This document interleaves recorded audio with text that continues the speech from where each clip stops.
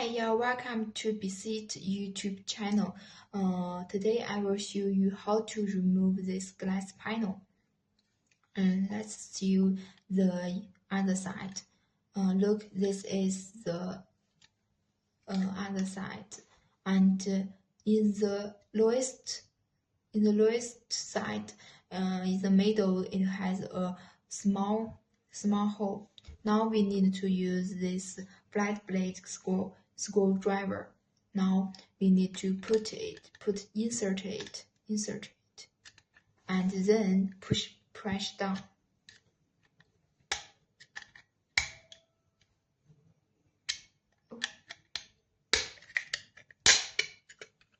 And then press down. Okay, removed.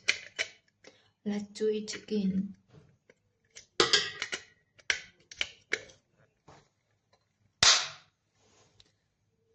Insert it and press down. Okay, this notice there is a hole too. So when you insert it, you need to insert the flat blade screwdriver under the panel and press down so you can remove it. If you insert this hole, it